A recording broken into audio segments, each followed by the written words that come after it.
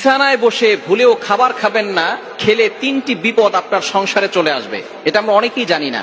বিছানায় যেখানে আমরা ঘুমাই, যেখানে স্বামী স্ত্রী একসাথে থাকে, একসাথে মিলন করে, এই জায়গাগুলোতে আপনি কখনো খাবার খাবেন না, তাহলে আপনি বিপদে পড়ে যাবেন, কারণ শয়তানের বদনজর লেগে যায়। বিছানায় যেখানে আমরা রেস্ট করি, যেখানে আমরা শুয়ে থাকি, স্বামী স্ত্রী একসাথে ঘুমায়, একসাথে একেবারে বিশেষ সময় পার করে, এই সময়টা কিন্তু জিন জাতি কিন্তু আমাদের সব জায়গায় থাকে। এই বিছানায় যখন আপনি খাবার খাবেন, তখন জিনদের বদনজর আপনার লেগে যেতে পারে।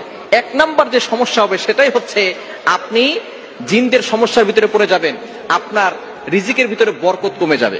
আপনি জিনদের বদনজর যখন লেগে যাবে, তখন কিন্তু বদনজর পড়ার কারণে আপনার রিজিকের ভিতরে বরকত কমে যাবে, রিজিকের ভিতরে কোনো বরকত থাকবে না।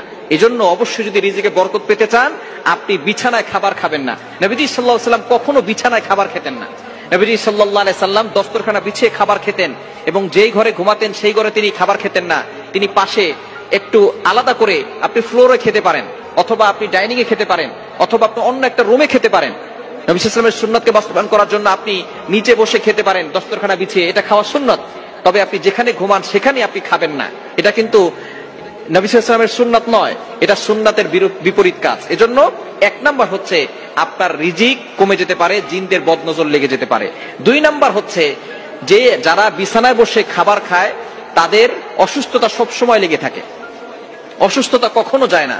জিনের বদনজর লেগে থাকে, একবার স্ত্রী অসুস্থ হয়, একবার স্বামী অসুস্থ হয়, একবার সন্তান অসুস্থ হয়, একের পর এক অসুস্থতা লেগেই থাকে, তারা কখনো সুস্থ হয় না।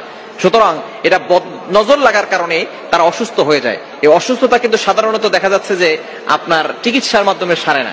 অনেকে দেখবেন মারাত্মক ধরনের অসুস্থ, বিছানা থেকে উঠতে পারতেছে না, অনেক টেস্ট করাচ্ছে, কিন্তু কোনো ধরনের কোনো টেস্টে পরীক্ষা পাচ্ছে না, ডাক্তার কোনো রোগই ধরতে পারতেছে না, কোনো রোগই নাই। এগুলো হচ্ছে বদনজরের সমস্যা। জিনের সমস্যার কারণে কোনো রোগ ধরা পড়ে না, কিন্তু আপনি অসুস্থ, আপনি লড়তে পারতেছেন না, উঠতে পারতেছেন না, উঠলে বসতে পারতেছেন না।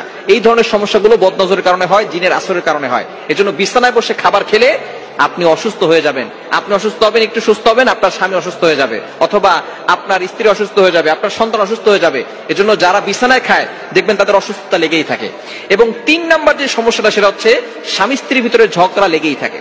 স্বামী স্ত্রীর ভিতরে মিল মহব্বত থাকে না, সব সময় ঝগড়া লেগেই থাকে, ছোটখাটো বিষয় নিয়ে ঝগড়া করতে করতে অনেক বড় বিষয় চলে যায়। এজন্য এই জিনের বদনজর থেকে বাঁচতে আপনি বিছানায় খাবার খাবেন না, যেখানে ঘুমান সেখানে খাবার খাওয়া রাসূলুল্লাহ সাল্লাল্লাহু আলাইহি ওয়াসাল্লামের সুন্নাত নয়। এখান থেকে আমাদেরকে দূরে সরে আসতে হবে, এবং অবশ্যই সুন্নাহ মেনে তারপরে জীবনটাকে পরিচালনা করবেন।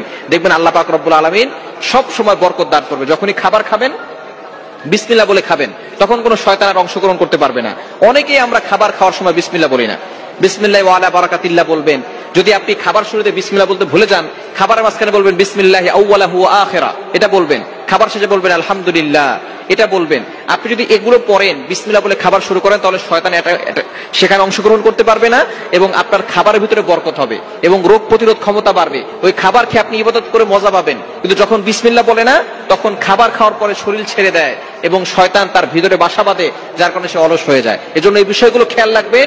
যদি সংসারে সুখ চান, শান্তি চান, তাহলে অবশ্যই নবী সাল্লাল্লাহু আলাইহি ওয়াসাল্লামের সুন্নাহকে বাস্তবায়ন করেন, তাহলে দেখবেন জীবনে সুখ আসবে, শান্তি আসবে।